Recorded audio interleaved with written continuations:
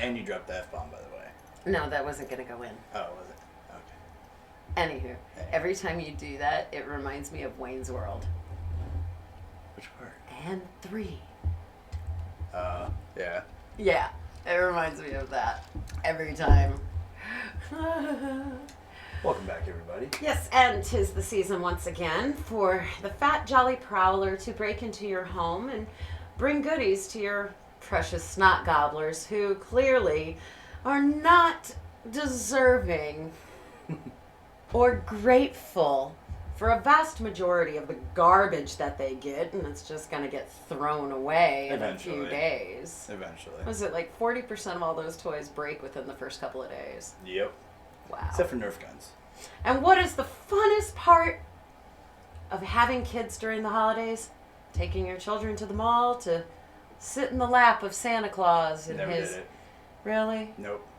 You never did it, or you never took your kids to do it? Neither one of them. No. Mine is sat in a lap or two. Nope. All for the sake of photos. No, well, they wanted to be by the fence, and they're like, you can put him in the background. Worked for me. No line.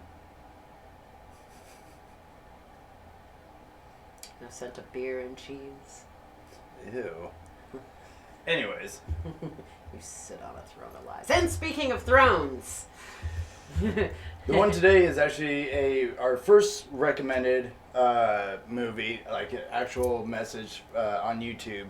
Yeah, one of the requests. Yep. This one goes out to not only a YouTube follower, but a Facebook follower, Mr. Josh.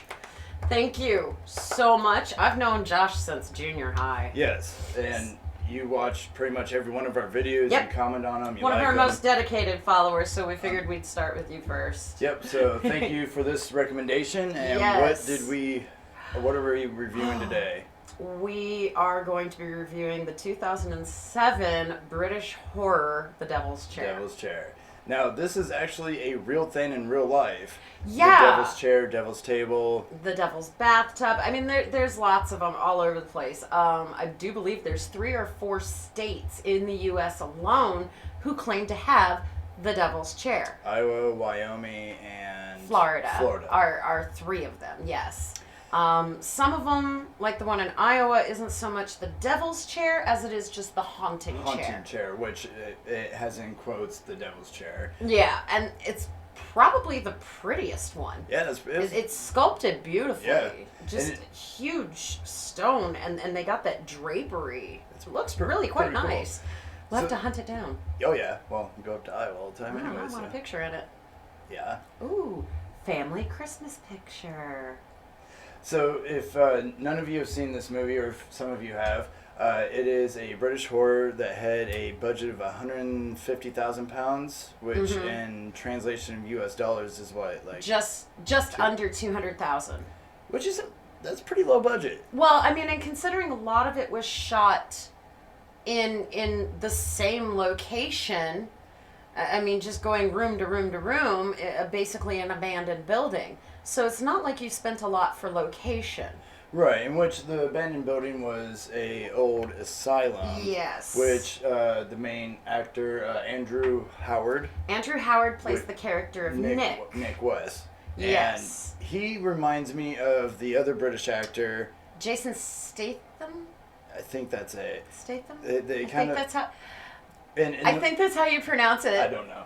But the movie... You've probably seen him in 50 million different, very, very high-energy action films. Was he in Fast and Furious? Yeah. Are we talking about the same guy? I don't think so then. I don't think you're talking about the same guy. Anyways, it opens up with Nick and his girlfriend... Sammy going through this asylum, in which then they come across this chair. In which, you know, they're basically your typical let's get high and roam around a new location type of thing. Which, you know, drinking or, you know... Yeah, because at the beginning, Nick presents Sammy with a hit of acid. Yes. So anybody out there who has done it, seen someone who's done it, watched a movie, there's not a lot of exaggeration to it in the movies.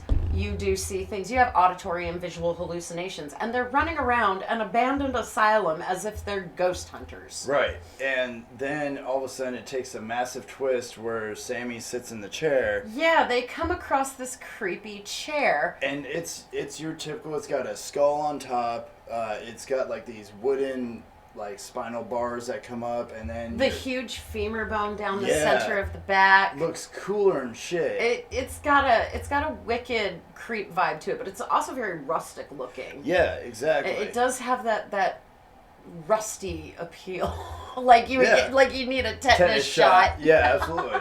Well, Sammy ends up sitting in it, and then this is where everything goes wrong, but they really don't show you anything until later on where Sammy is running around all bloodied up. Now, we didn't like this part of the movie because you couldn't see shit. No, you couldn't see anything. It was so dark. And the image was all like quad shots, like shaking. Oh, no, it was the strobing. Yeah. So, okay, opening. They sit in the chair, and all of a sudden this chair just attacks her. Starts draining her blood and everything like that, and that's where that stops. So you don't really see a whole lot after that. There's no detail. And it strobes through the credits, and it made me nuts. Because we're trying to see what's quick like flashes, and I'm like, I want to know what's going on. Right. So that was one part of the movie where we were just like, that could have been executed a little bit better because we wanted to see. You couldn't even tell there was parts like. I think they wanted to agitate you on purpose, though. Well, which is possible because later on down the movie, which we'll explain, you kind of come across some things like that. Well, suddenly the credits are done and Nick's in an asylum. And he's an operated. Asylum. Yeah, one that is operated, and he's your typical nut job that is, going back and forth in his bed, yada yada. Well, he's been shrinky-dinked to the point of his brains being mashed potatoes. He does not know the difference between reality and fantasy, and his mind that is just being basically contained for the moment being. And of course, nobody's believing his story, which he has stated that the chair took Sammy, his girlfriend. She's gone. Yeah. Nobody could find her body, anything. Well, they have basically forced him to believe that he was the one that killed her and is trying to make him... And this is where... I don't want to say it right now. The movie reminded me of the American Style movie at the end. Oh. Yeah, I don't want to say it now, but okay. But remind me to bring that back. This is about the area where... Not just me, because normally it's me yelling at the television, but we're both sitting there questioning so much. This doctor, played by David Grant. I do believe it is. He's a psychiatrist type, and a bunch of his students, played by Nadia Brand, Matt Berry. I know it's not Eliza. It's Elise Detoit and Louise Griffiths. You may not know half these actors, but, look them up. Some of them are really quite good. Yeah. Was it Matt Berry that reminded me the guy from Lake Placid? The earth is round, and so shall you be. It had some comedy to it, and that's what was great. It's kind of Lake Placid. Comedy horror thing going on. Well, anyways, this doctor ends up wanting to basically purchase this patient, Nick, out of the asylum. Yeah, Nick is removed from the asylum and put into this doctor's care, where this doctor wants to take him back to the scene of the crime, back to the asylum. Because he's writing a book. With all of his students as a study. Okay, this is where we got a little girl with it. Right. There's no way they would take a mental patient in that type of condition. And if I remember right, he'd been in there for like 3 years now. I believe it was 3 to 4 years. And it had been a hot minute. Yeah. And so basically they take Nick and they're like, what was the lesson learned? And he does the whole, like, I murdered her, I know that now, yada yada. Yeah. Goes into the doctor's care. Basically the shrinks mumbo jumbo jargon. I personally think a lot of psychiatrists gaslight us. I really do. And I think that's what was happening with him. He was kind of being gaslighted. Or at least that's what you were led to think. That's what you're... Right. I don't know. It's what it looked like. So then he meets the doctor, and the doctor tells him exactly that. He's like, I'm going to take you back to where you supposedly killed this person, and we're going to stay the night, and I'm going to record everything that happens to you. And automatically, totally unbelievable in every sense. And you can see it where his mind, after all these years in the asylum and of trying to forget this place, is now. You watched it pop. Yeah. Like you could see, actually watch his mind just get blown by this. Now this is where the inner monologue starts really taking place. Oh my gosh. Wonderfully done on the inner monologue. It reminded me of Sin City. Yes. The Nick will monologue throughout the entire thing. He keeps calling the doctor Gandalf. Yep, Mr. Gandalf over here is, I'm not listening to anything he's saying, and and it's random. There's no there's really no rhyme or reason for a lot of it. Just random. And he's very grotesque with some of the things, like with the referring to her as big tits. Yep, with the one of the students and those things that you think but you don't say. And that's what's hilarious is that he does that throughout the rest of the movie.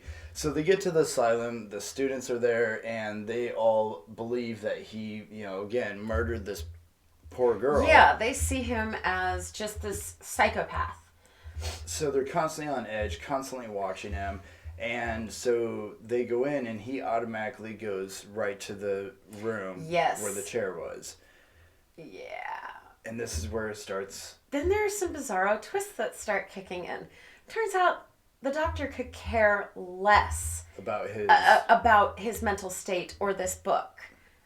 Could care less. He knows about the chair. He knows about the devil's chair. That's what he wants. He's researching the chair. Because of him, he gained part ownership to the asylum, and he gained all these journals about the chair from the previous doctor that actually ran the asylum. And we've all had that story of abandoned asylums that had the crazy doctor that did inhumane experiments. This one was no different. So he's now not only using his students, that he tells Nick that he's also using his students as part of his study because they don't know that he's actually there for the chair. But then he's also now relying on Nick not to say anything. And it's one of those where he's basically got everybody as his puppets. Or so you might think, because now another twist comes in.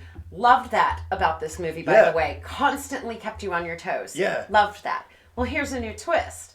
Naturally, the students are going to go up and goof around with the chair. Obviously. And unfortunately, we lose 2 of them to the chair. Right off the bat. And And they did it so cool, because we got that detail we wanted so bad in the beginning. One of the student doctors to be takes Nick up to the chair and is basically like, here, let me show you, there's nothing wrong with it.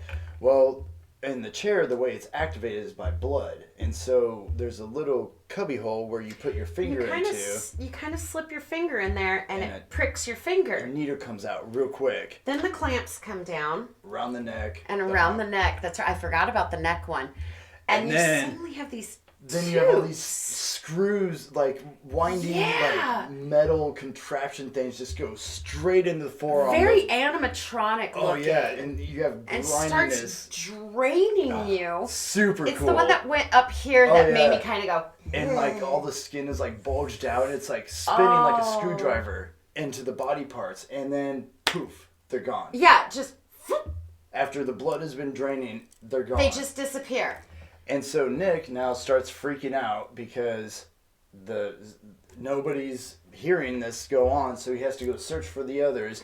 Well, then the others come up, don't believe him. And mind you, he is covered in blood at this point. And they're like, of course the other students are like, what'd you do with the body? What'd you do with the body? Yeah, where is she? And on and on and on. So then, if I remember right...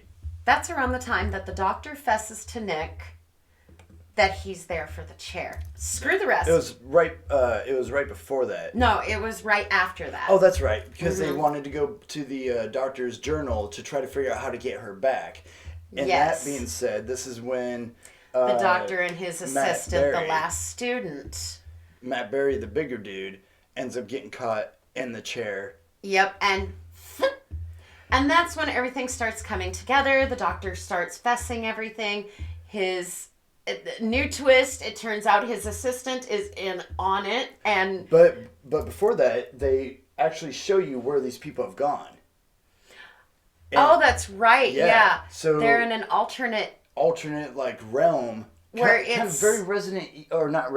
Is it Resident? No, not very Resident. Silent Hill looking. Silent Hill, that's the one. It's dark. It's dank. It's flaky, disgusting. Yeah. It looks like everything's on fire. It just. And it's insane. This is where they show the creature. Oh my gosh, the creature was really cool. It was rad. Like, oh, anybody who's seen the movie, and I know you hadn't, we will get to it eventually because I think you'll really like it. The animated movie Spirited Away. Yeah, no. There's a main creature with the white face that takes the coins and eats everything, the big black blob. This monster looks somewhat similar to that creature, only very ominous in comparison. Oh, and they show the massiveness of it because it takes up this entire hallway when it walks. It's so overwhelming. Oh yeah, and they definitely brought that feeling because it's got these tentacles that come out. Small. Yeah. Even just watching it, you felt small and insignificant. And it smells blood.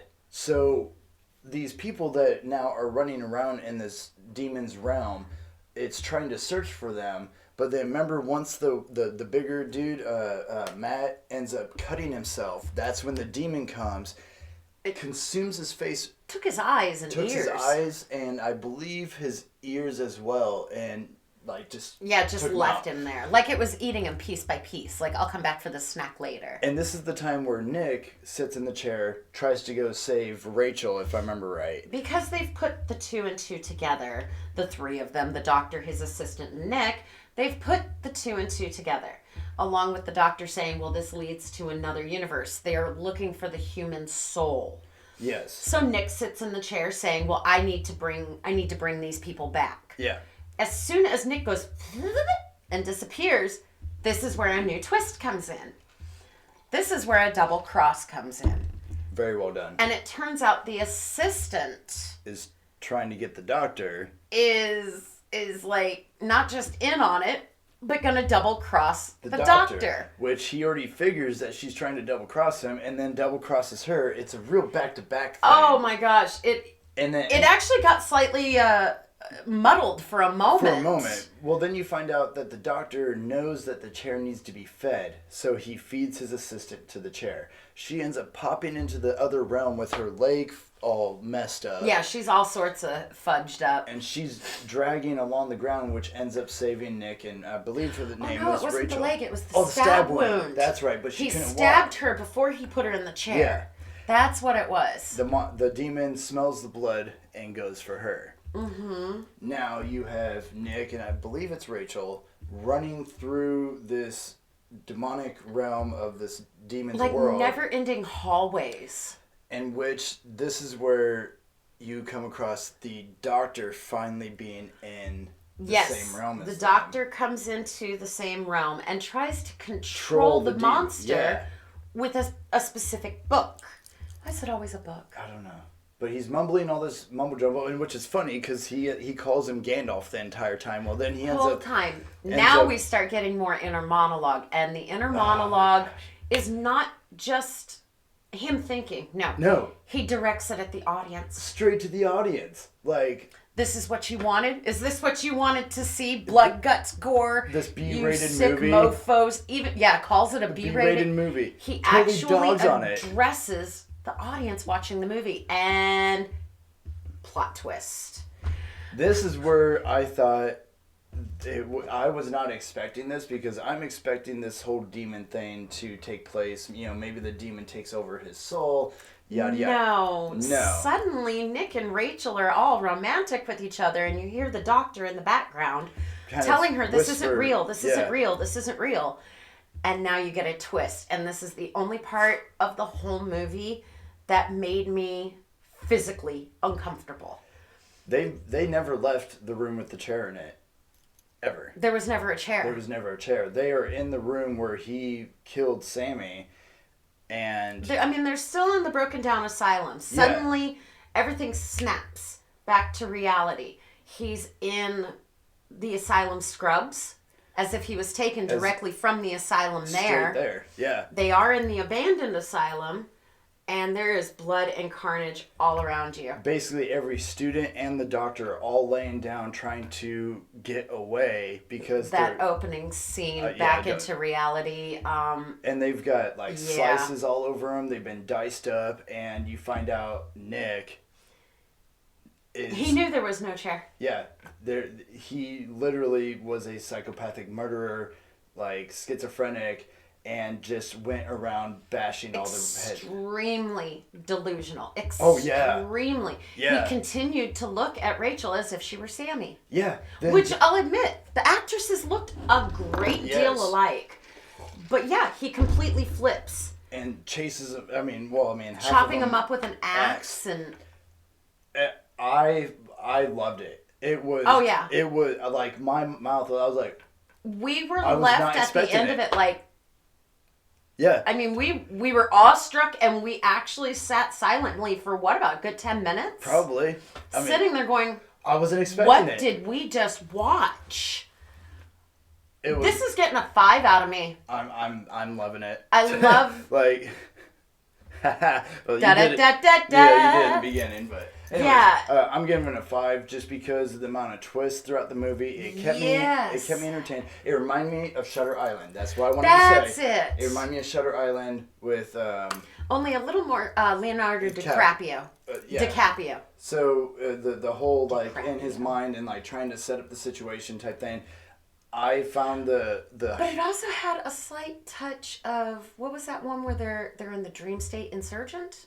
I think it was Insurgent. It kind of had a touch of that DiCaprio movie, too. And so the hallucination, the humor throughout the movie, the amount of twists that just kind of kept you going. The monster was so well thought out. I think that's where most of the budget must have gone. The monster was amazing. Yeah, I loved it. I loved the monster. Really liked it. It had kind of a dark crystal kind of body to it. Yeah, looking like the Skeksis. If they were supersized and like blackened out, like silhouette style, it reminded me of them.